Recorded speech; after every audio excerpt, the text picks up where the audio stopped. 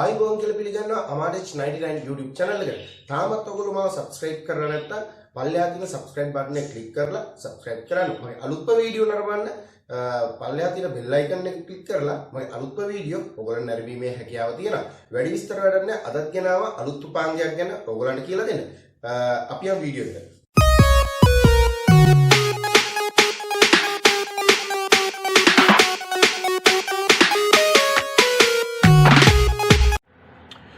හොඳයි ඒක නම් ඕගලන්ට අද මම කියලා දෙන්න හදන්නේ මෙන්න මේ සබ් එක හදන විදිහ කොහොමද කියලා. අපි මේකට කරන්ට් එකට ප්ලග් කරගෙන බලමු මේක වැඩ කරනවද කියලා. මේක AC එකෙන් වැඩ කරන්නේ. අපි කරන්ට් එකට ප්ලග් කරලා බලමු වැඩ කරනවද. මේ විදිහටම ගහලා බලමු ස්විච් එක ඔන් එකේ තියෙන්නේ. පවර් ගහලා බලමු වැඩ කරනවද කියලා. ඔයගලන්ට පේනවා ඇති ලයිට් එකක් මේකේ පත්තු වෙන්න ඕනේ රතු පාට. ලයිට් එක ඉන්ඩිකේට් වෙන්නේ නැහැ. පවර් ප්ලග් වෙලා තියෙන්නේ. වෙන්නේ නැහැ. අපි ගලවලා බලමු මේකේ මොකද්ද තියෙන ප්‍රශ්නේ කියලා. ඉතින් අපි මේක ගලවගෙන බලමු මොකද වෙලා තියෙන්නේ කියලා ඇතුලේ. කරන්ට් එකට ගැහුවට ඔන් වෙන්නේ නැත්නම් අනිවාර්යෙන් පවර් ප්‍රශ්නයක් තියෙන්නේ. අපි මේක ගලවගෙන බලමු. ඇතුලේ මොනවද වෙලා තියෙන්නේ? පියුස් ගිහිල්ලාද? එහෙමත් නැත්නම් තව පිච්චිලාද මොනවා හරි කියලා අපි ගලවගෙන බලමු.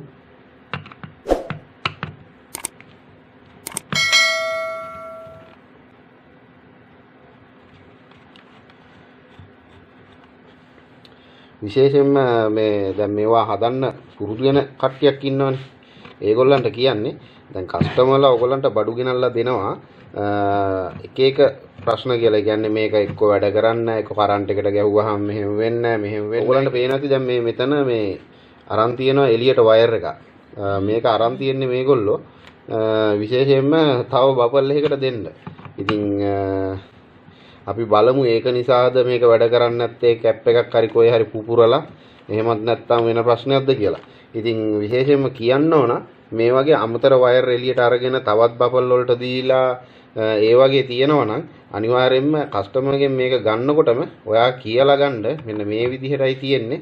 මෙහෙම තමයි මේ ප්‍රශ්නේ කියලා. ඒ කියන්නේ කස්ටමර් ඉස්සරහා ගලවන්න යන්න එපා.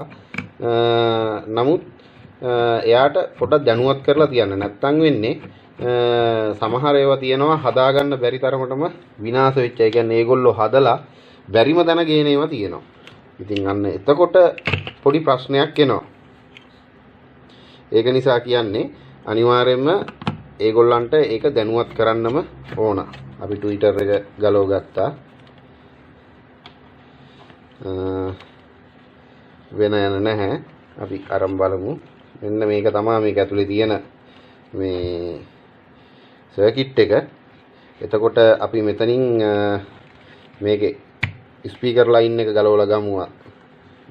ස්පීකර් ලයින් එක ගලවලා අයින් කරමු. ඉතින් මේ තියෙන්නේ සර්කිට් එක.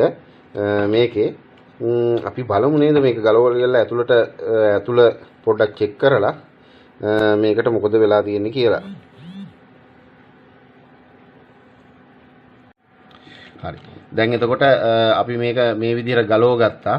ඉතින් ඕගොල්ලෝ ඉස්සරලාම ගලව ගත්තාම බලන්න මේ මෙතන මේ වල ඩ්‍රයි වැටිලා තියෙනවද කියලා. ඒ කියන්නේ මේ සමහරලාට මේවා ඔක්සයිඩ් වෙලා ඩ්‍රයි වැටලා තිබිලා මේවා කන්ටැක්ට් වෙන්නේ නැති වෙනවා. මෙන්න මේ කනෙක්ටර් අරම මේවා කන්ටැක්ට් වෙන්නේ නැති වෙනවා. එහෙම වුණාමත් මේ ප්‍රශ්නේ ඇති වෙනවා. ඉස්සරලාම මේ පැත්ත හරවලා මේකේ බලන්න මේ ඩ්‍රයි වැටලා ඩ්‍රයි හැදිලා තියෙනවද කියලා ඒව හදන්න ඕන. ඉතින් අපි මේක මෙතනිනුත් ගලව ගමු. ගලවගෙන අපි මේ කනෙක්ටර් ලයින් දෙකක් ගලව ගමු මෙතනින්. පවර් ඉන් කරලා තියෙන. දැන් ඔයගොල්ලන්ට මෙන්න මෙතන තියෙනවා පොඩි ප්‍රශ්නයක්. දැන් මේක ගලව ගන්න බෑ. මොකද හේතුව මෙතන ස්විච් එකක් තියෙනවා. මේ ස්විච් එක මේගොල්ලෝ එළියෙන් පාස්සලා තමයි මේ දාලා තියෙන්නේ. මේ පේනවනේ. මෙතන පාස්සලා තියෙනවා. ඒ කියන්නේ මේ ඔන් ඔෆ් කරන ස්විච් එක. ඉතින් අපි මේක ගලව ගන්න ඕන මේක ගලවනවා නම්. ඒ කියන්නේ මෙතනින් මේක පන්නලා ගන්නවා නම් මේක ගලව ගන්න ඕන. ඉතින් ඉස්සරලා අපි මේක මේ පෑස්සුම අයින් කරලා මෙතනින් පන්නලා අපි මේ ගලවලා බලමු ඇතුළට මොනවද වෙලා තියෙන්නේ කියලා. ඉතින් ඕගලන්ට පේනවා ඇති මේ මෙතන ෂෝට් එකකදී මේ මෙතන තියෙන පොඩි පාත් ලයින් එකක්. ඒ පාත් ලයින් එක කඩලා ගිහිල්ලා තියෙනවා. ඉතින් ඒකට මම දැනට తాවකාලික වයර් එකක් පාස් කරගත්ත අපිට චෙක් කරන්න ඕන නිසා නමුත් කරන්ට් එක දෙන්න බෑ මේක ෂෝට්. ඒ කියන්නේ මෙතන තියෙනවා මේ ඩයෝඩ් දෙකක් රෙක්ටිෆයර් එකක් තියෙන්නේ. අපි ගලවලා බලමු මේ රෙක්ටිෆයර් එක ෂෝට්ද කියලා. සමහර විට මේ රෙක්ටිෆයර් එක ගිහිල්ලා ඇති. එතකොට මෙතනින් මේක ෂෝට් වුණොත් එහෙම මේ පැත්තෙන් ෂෝට් වෙනවා ගහන්න බෑ. අපි බලමු මේ ෂෝට් වෙලාද තියෙන්නේ කියලා.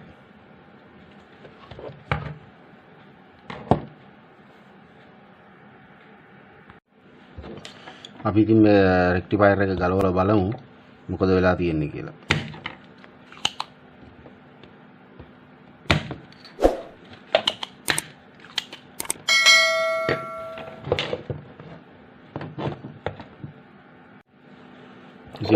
ඕගලන්ට පේනවා ඉතින් මේ රෙක්ටිෆයර් එක ධන ඍණ දාලා තියෙනවා. පොඩි රෙක්ටිෆයර් එකක්. අපි මේක චෙක් කරලා බලමු මේක පිච්චිලාද නැද්ද කියලා. ඕගලන්ට පේනවා මේ මල්ටිමීටරේ රීඩින්. දැන් එතකොට මේ රෙක්ටිෆයර් එකේ මේ දෙක රීඩ් වෙන්න බෑ. දැන් මේ දෙක රීඩ් වෙන්න පුළුවන්. මේ දෙක රීඩ් වෙන්න බෑ. ඒ කියන්නේ මේ ඩයෝඩ් දෙකක් නේ තියෙන්නේ. එතකොට මේ දෙක ෂෝට් වෙන්න බෑනේ. අපි බලමු ෂෝට් වෙනවද කියලා. ඔයගලන්ට පේනවා ඇති රීඩින් පෙන්නනවා. මේ දෙකත් රීඩින් පෙන්නනවා. එතකොට මේකයි රීඩින් පෙන්නනවා. මේකයි රීඩින් පෙන්නනවා. ඉතින් එතකොට අපිට හිතෙන්නේ මේක පිච්චිලා කියලා. අපි මේ වෙනුවට වෙන එකක් දාලා බලමු. මේ තියෙන පිච්චිච්ච රෙක්ටිෆයර් එක මේ වෙනුවට අපි රෙක්ටිෆයර් එකක් හදලා දාමු.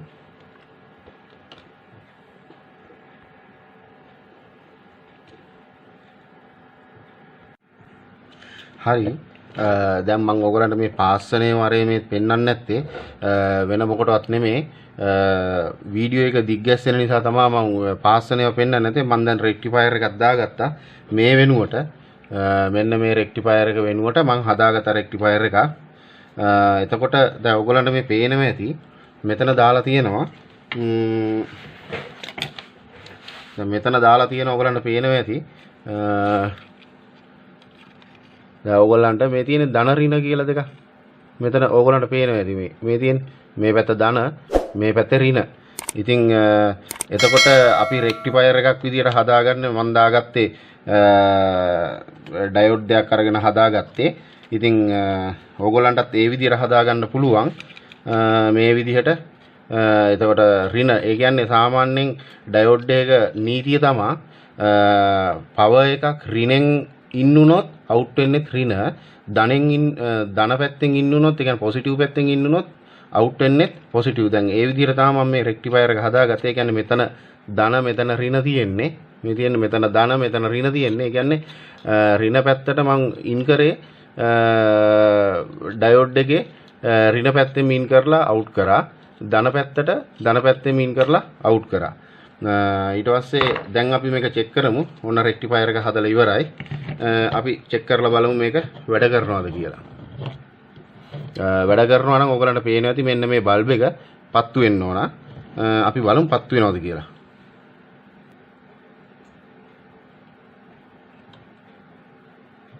ඔයගලන්ට පේනවා ඇති බල්බ් එක පත්තු වෙනවා. ඒ කියන්නේ සබ් එක වැඩ. ඒ කියන්නේ ඔන්න රෙක්ටිෆයර් එක තමයි ෂෝට් එකට ගිහිල්ලා තියෙන්නේ. ඒ කියන්නේ දැන් සබ් එක වැඩ. අපි හයි කරගෙන බලමු සබ් එක වැඩ කරනවද කියලා.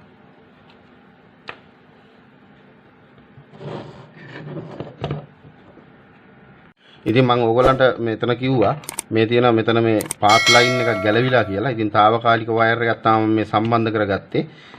අපි ඒක පිළිවෙලකට හදමු. මොකද මේ වයර් කෑලි ගොඩක් තියෙන එක හරි නැති නිසා.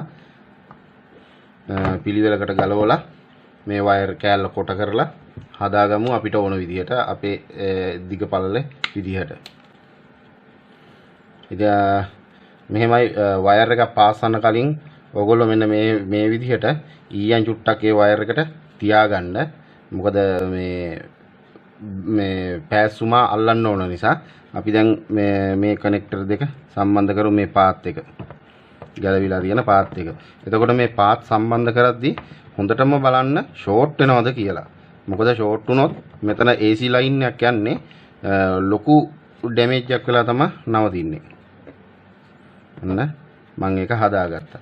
ඊට පස්සේ දැන් මම తాවකාලිකව තමයි මේ මොකද්ද ස්විච් එක හයි කරගත්තේ. මට මෙතන චෙක් කරගන්න ඕන නිසා මම දැන් ස්විච් එක ගලවනවා. ගලවලි ඉවරලා අනිත් පැත්තෙන් දාලි ඉවරලා කෑල්ල දාලා හයි කරගන්නවා.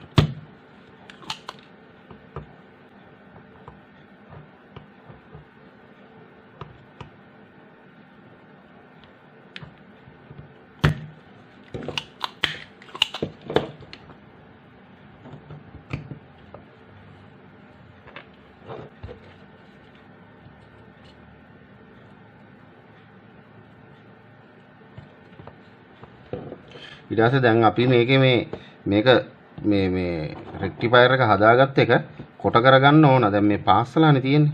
පාස්සලා දැන් ඒක කොට කරලා කපා ගන්න ඕනේ. මොකද මේක තව කොයි හරි ගෑවෙන්න පුළුවන් නිසා මේක කපලා හදා ගන්න ඕන. හරි. අපි දැන් මේක හයි කරමු. හයි කරලා බලමු මේක වැඩ කරනවද කියලා. ඔයගොල්ලන්ට විශේෂයෙන්ම කියන්න ඕන මෙන්න මේ දේ කරන්න එපා මේකට. ඒ කියන්නේ මම අනුමත කරන්නේ නැති දෙයක්. නමුත් දැන් මේ කස්ටමර් ගෙනල්ලා තියෙන්නේ මේ විදිහට ගහගෙන මම එයාට වයර් එකක් දාලා හදලා දෙනවා දැන්. නමුත් මේ දේ කරන්න එපා. පොඩි ෂෝට් වීමක් ඇති. ඇතුළ සම්පූර්ණ විනාශ වෙලා යන්න. නිසා දැන් අපි හයි කරලා බලමු.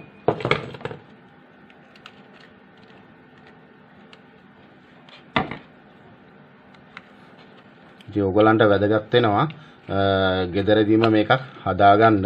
මෙන්න මේ විදිහට වයර් එක දාලා එතකොට මේ ඇන්ටනා වයර් එක අපි මෙතනින් ගමු. මේ තමයි ඇන්ටනා වයර් එක. මෙතනින් ගමු. ඇන්ටනා වයර් එක එළියට ගත්තා. දැන් අපිට තියෙන කාර්යයක්. දැන් ඕගොල්ලෝ බලනවා ඇති මේ ස්විච් එක හයි කරන්න නැත්තේ ඇයි කියලා. ස්විච් එක මෙන්න මෙහෙම මේ එළියෙන් දාලා තමයි හයි කරන්න ඕන. ඒකයි මම ඔයගලන්ට කිව්වේ. ඔන්න ඔහම තියරි වරලා අපි මේක පාස්ස ගමු.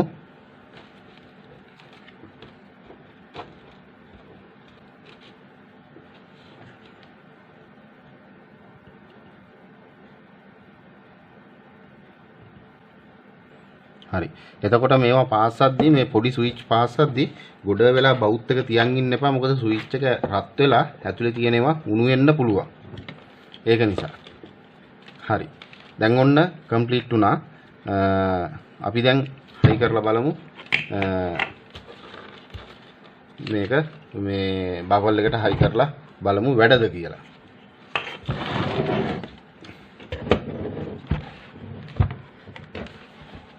එන්න බබල් එක.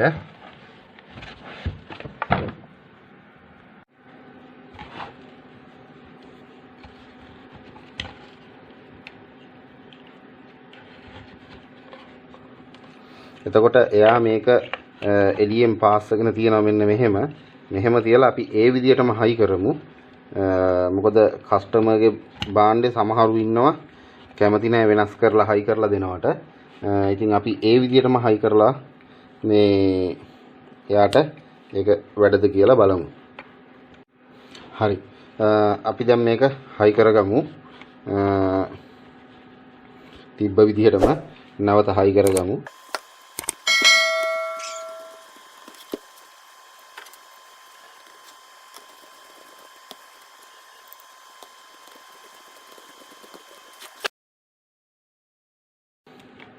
අපි දැන් බලමු මේක වැඩද කියලා. ඔව්. ඔයගලට පේනවා ඇති. The Bluetooth device is ready to pair.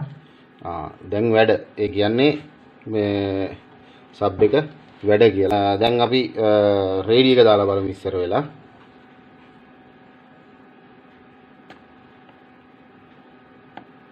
FM tender.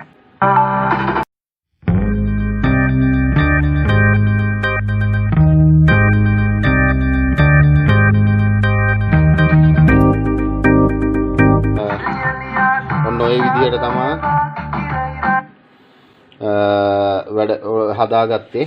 ඉතින් ඔයගොල්ලොන්ට මේ ගැන තව මොනවා හරි දැනගන්න තියෙනවා නම් මට කමෙන්ට් සෙක්ෂන් එකේ පල්ලෙහා කමෙන්ට් සෙක්ෂන් එකේ කමෙන්ට් එකක් දාන්න මම ඒවලට උත්තර සපයන්නම්.